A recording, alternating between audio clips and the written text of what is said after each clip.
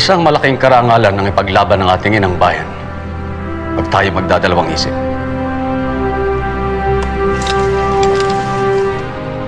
Adelante, compatriotas. Ang magtagumpay o mamatay.